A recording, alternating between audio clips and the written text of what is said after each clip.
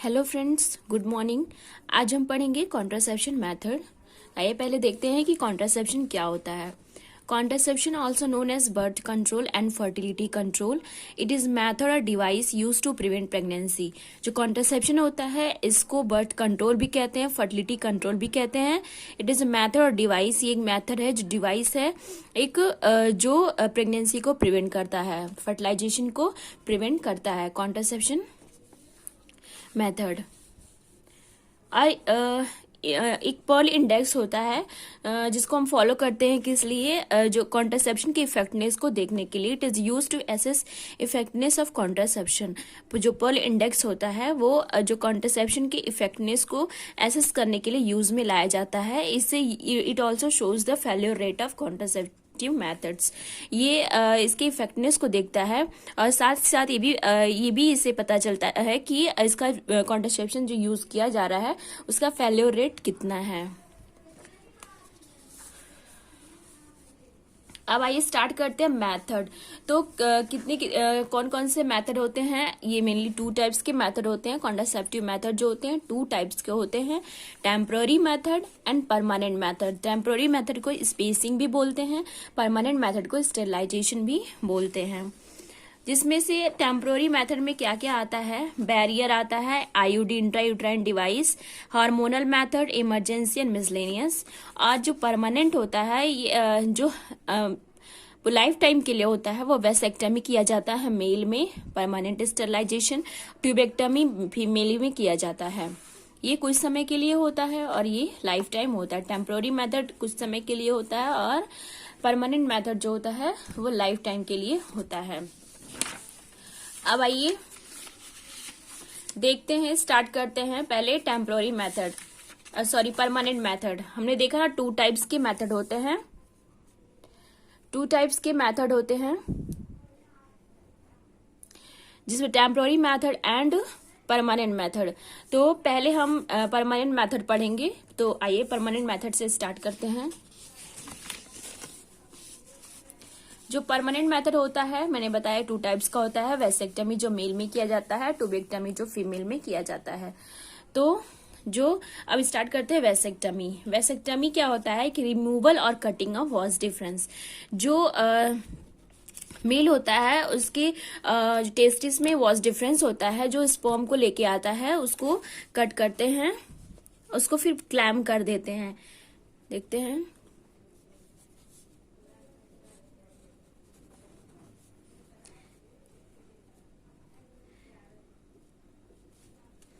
ये जो was difference है यहां से इसको कट कर देते हैं, फिर इसको बाइंड कर देते हैं। यहां से ये कट हुआ वॉस डिफरेंस और यहां से ये इसको बाइंड कर देते हैं। ये जैसा मैंने बनाया है, ये जो मेल होता है उसके टेस्टिस में जो वॉस डिफरेंस होता है उसका क्या काम होता है, वो स्पर्म को लेकर आता है, उसको वॉस डिफरेंस को यहाँ से कट कर देंगे। वॉस डिफरेंस के 1 सेंटीमीटर पार्ट को वॉस डिफरेंस के 1 सेंटीमीटर पार्ट को कट करते हैं, उसको फिर वहीं पे क्लैम्प कर देते हैं, उसको बाइंड कर देते हैं वहीं पे। ये है, ऐसे इसका वॉस डिफरेंस का प्रोसीजर होता है, रिमूवल और कटिंग ऑफ वॉस डिफरेंस। तो ये कैसे it is done by two method, दो तरीके से ये किया जाता है। कौन कौन तरीका है? Open ended method and NSB, non scalpel method. Open ended method जो होता है उसमें क्या होता है कि इसमें क्या करते हैं कि ओपन एंडेड मेथड में स्क्रॉटम जो होता है उसको ओपन करते हैं। स्क्रॉटम को ओपन करके उसको जो वॉस डिफरेंस है उसको वहीं से कट कर देते हैं। एक या दो स्टिचेस ही उसमें इसमें ज्यादा स्टिचेस लगती हैं। ओपन एंडेड मेथड जो होता है इसमें ज्यादा स्टिचेस होती है क्योंकि स्क्रॉटम को पूरा ओपन किया जाता है। इसमें स्क्रॉटम को ओपन करके वॉस डिफरेंस को कट किया जाता है, फिर वहीं पे उसको बाइंड और क्लैम्प कर दिया जाता है। यह ओपन एंडेड मेथड, इसमें ज्यादा स्टिचेस लगती हैं। और नॉन एनएसबी जो होता है, नॉन स्कैल्पेल मेथड, इसमें क्या होता है कि इसमें क्या होता है कि इसमें 1 से 2 इसमें एक छोटा सा कट बस लगाते हैं, फिर जो वॉस डिफरेंस होता है वहां से एक या दो स्टिचेस इसमें लगते हैं, बस एक छोटा सा माइनर सा कट लगाएंगे, उसमें वॉस डिफरेंस को वहीं से कट कर देंगे और उसको वहीं बाइंड कर देंगे। ये है एनएसबी।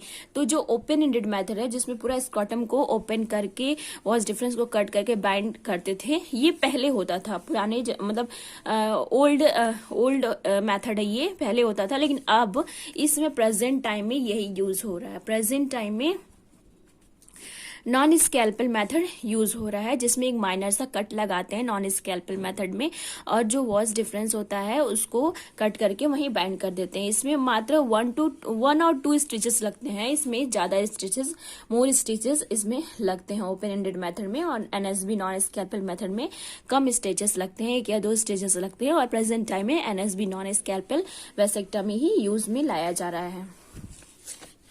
अब है जो प्रोसीजर हो जा रहा है, ये वेसेक्टमी का जो प्रोसीजर है, ये होने के बाद एक जो केयर गिवर है या फिर जो हेल्थ प्रोवाइडर है, जो वहाँ पे स्टाफ है, वो क्या केयर प्रोवाइड करता है। पहले तो वो पर्सन को ऑपरेशन के बाद उसको इमोशनली उसको समझाएगा, सपोर्ट देगा और साइकोलॉजिकल सपोर्ट प्रोवाइड करेगा। फिर उसको एजुकेट करेगा, उसके बारे में पूरी जानकारी देगा, खान पान के बारे में जानकारी देगा। फिर ये बताएगा कि the person will sterile after 30 ejaculation और 3 मंथ। जो पर्सन है वो ये ऑपरेशन होने के बाद, ये 3 महीने के बाद जो है ये पूरी तरह से स्टेराइल होगा। जो पर्सन है वो स्पर्म का एजैकुलेशन नहीं करेगा। तो ये है इसमें जो जिनका हुआ है उनको या फिर उनके रिलेटिव्स को ये बताएंगे कि जो पर्सन है वो स्पर्म का एजैकुलेशन 3 मंथ बाद नहीं करेगा। और avoid heavy physical activity for 15 days. और जो फिजिकल एक्टिविटी होती है, जो भारी काम है या फिर भारी वजन उठाना, ये सब 15 दिन तक अवॉइड करेंगे। और टी बैंडेज फॉर 15 डेज। जो टी बैंडेज होता है वो 15 दिन के लिए अप्लाई करेंगे फॉर सपोर्ट दिस स्क्रॉटम। ये सब उसको बताएंगे। अब देखते हैं, ये हमने देखा वेसेक्टमी, अब पढ़ेंगे ट्यूबेक्टमी। तो जो ट्यूबेक्टमी होता है, इसमें क्या होता है कि removal and cutting of fallopian tube. इसमें रिमूवल और कटिंग ऑफ फेलोपियन ट्यूब, उसमें क्या हो रहा था, वेसेक्टमी में जो वॉस डिफरेंस है उसको हम कट कर रहे थे, और ट्यूबेक्टमी में जो फीमेल में होता है परमानेंट स्टरलाइजेशन, वो उसमें क्या करेंगे, फेलोपियन ट्यूब को कट करेंगे। इसमें कैसे कर, जैसे कि ये मैं डायग्राम के थ्रू बता रही हूँ।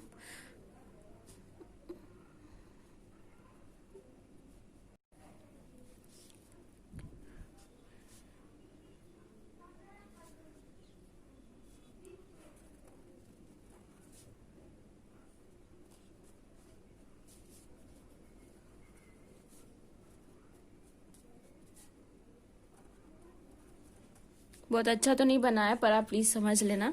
ये एम्पुला है,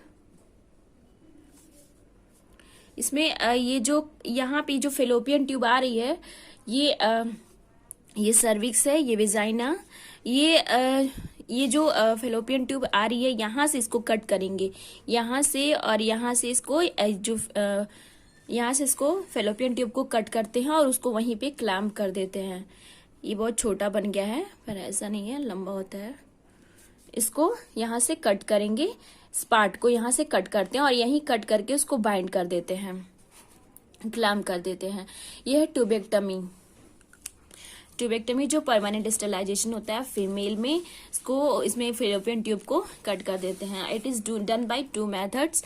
ये 2 मेथड से इसको किया जाता है। फर्स्ट है मिनी लेप्रोस्कोपी, जिसमें 2 होल होते हैं ये, और लेप्रोस्कोपी जिसमें 3 to 4 होल होते हैं। अब देखते हैं ideal condition for vasectomy and tubectomy. हमने पढ़ लिया वेसेक्टमी क्या होता है, ट्यूबेक्टमी क्या होता है। अब देखेंगे ideal condition for vasectomy and tubectomy क्या होता है, सबसे सही समय क्या होता है वेसेक्टमी या ट्यूबेक्टमी करने का।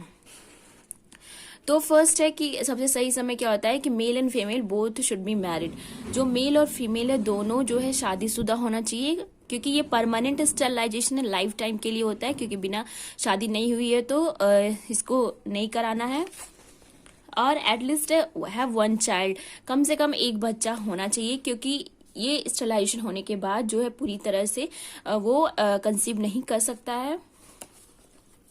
If they are mentally ill then after take permission from psychiatric और legal permission of magistrate। तो इसमें psychiatric और लीगल परमिशन लेना है या फिर लीगल परमिशन ऑफ मजिस्ट्रेट का परमिशन लेना है कि जो पर्सन है उसका जो मेंटली इल है तो उसका ये वेसेक्टमी या ट्यूबेक्टमी या परमानेंट स्टरलाइजेशन कराना है कि नहीं कराना है, क्योंकि वो पर्सन तो मेंटली डिस्टर्ब है, वो तो कुछ बता नहीं सकता है, लेकिन जो अदर्स हैं, जो साइकेट्री के जो हेड है या फिर जो मैजिस्ट्रेट है, उनसे लीगल परमिशन लेना होता है ये प्रोसीजर करने से पहले।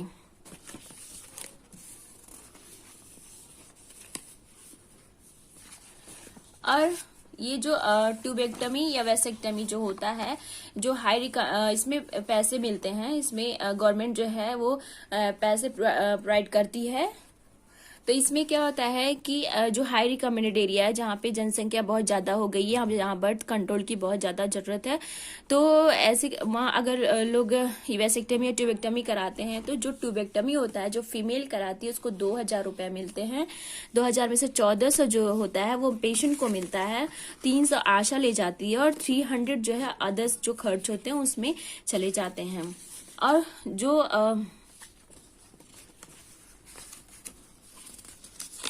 ये वेसेक्टमी मैंने नहीं बताया, वेसेक्टमी में 2,700 रुपए मिलते हैं। वेसेक्टमी में 2,700 रुपए मिलते हैं, जिसमें से 2,000 पेशेंट को मिलता है और 300 जो है आशा को मिलता है और 400 जो है अदर्स खर्च में चले जाते हैं। जब वेसेक्टमी होता है तब 2,700 रुपए मिलते हैं, जिसमें से 2,000 पेशेंट का होता है, 300 आशा का और 400 अदर्स का।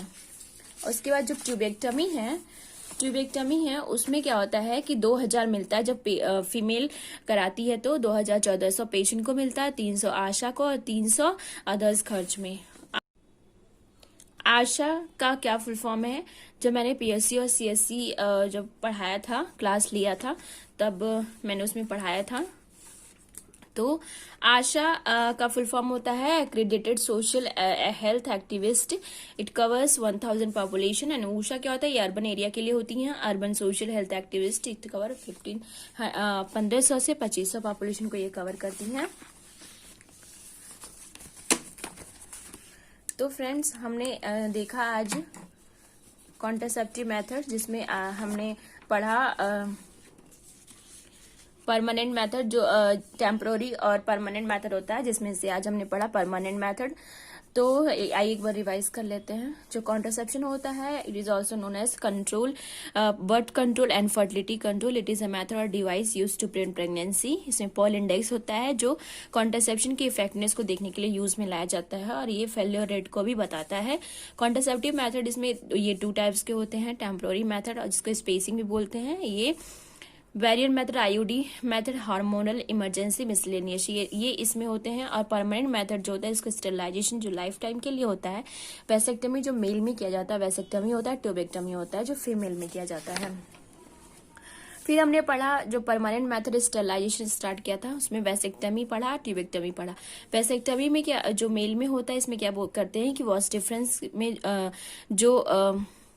वॉस डिफरेंस को कट करते हैं, उसको 1 सेंटीमीटर वॉस डिफरेंस के 1 सेंटीमीटर पार्ट को कट करेंगे। इसे मैंने डायग्राम के थ्रू समझा दिया है। और it is done by 2 methods. One open ended method, जिसमें पूरे स्क्रॉटम को ओपन करते हैं, फिर कट लगाते हैं। और जो प्रेजेंट टाइम में यूज हो रहा है एनएसबी, नॉन स्कैल्पल मेथड, इसमें ज्यादा स्टिचेस नहीं लगती हैं, इसमें बस 1 to 2 स्टिचेस लगती हैं। वॉस डिफरेंस को कट करके बाइंड करते हैं। फिर मैंने बताया कि पोस्ट प्रोसीजर केयर क्या क्या करते हैं। फिर ट्यूबेक्टमी जो फीमेल में करते हैं, इसमें क्या करते हैं? Removal and cutting of fallopian tube. मैंने डायग्राम के थ्रू समझा दिया है। डायग्राम अच्छी नहीं बनी है, लेकिन आप समझ लेना। जो फेलोपियन ट्यूब साइड में होती हैं, उनको कट करके बाइंड करते हैं। ये it is done by 2 methods, mini laparoscopy and laparoscopy. इसमें ideal condition for vasectomy and tubectomy, मैंने बताया आइडियल कंडीशन सही समय क्या होता है वैसेक्टमी एंड ट्यूबेक्टमी कराने का। तो मेल और फीमेल जो है दोनों एजुकेटेड होना चाहिए, उसके बारे में पूरी जानकारी उनको होना चाहिए, वो मैरिड होना चाहिए और उनके पास कम से कम एक बच्चा होना चाहिए। और अगर मेंटली इल है तो उनसे उनका जो अगर जरूरत है उनको वैसेक्टमी या ट्यूबेक्टमी कराना, स्टरलाइजेशन कराना है तो फिर साइकेट्रिक या फिर मजिस्ट्रेट का लीगल परमिशन लेना आवश्यक होता है। और इंसेंटिव जो पेमेंट होता है वो क्या मिलता है वैसेक्टमी के लिए 2700 मिलता है, इसमें 2000 पेशेंट का होता है, 300 आशा का, 400 जो है अदर्स के लिए। और जो ट्यूबेक्टमी होता है इसमें 2000 मिलता है, 1400 पेशेंट का, 300 आशा और 300 अदर्स का। और मैंने बताया आशा का फुल फॉर्म क्या होता है, क्रेडिटेड सोशल हेल्थ एक्टिविस्ट, जो 1000 पॉपुलेशन को कवर करती है। ऊषा जो अर्बन एरिया के लिए होती है, अर्बन सोशल हेल्थ एक्टिविस्ट, जो 1500 से 2500 पॉपुलेशन को कवर करती है। तो फ्रेंड्स हमने देखा आज कॉन्ट्रासेप्शन मेथड। कॉन्ट्रासेप्शन मेथड का हमने पढ़ा, परमानेंट मेथड हमने पढ़ लिया है। नेक्स्ट क्लास में हम जो टेम्पररी मेथड है उसको पढ़ेंगे। तब तक के लिए प्लीज लाइक एंड सब्सक्राइब करें ताकि जो नेक्स्ट क्लास हो उसका नोटिफिकेशन आप तक मिल सके। Thank you friends.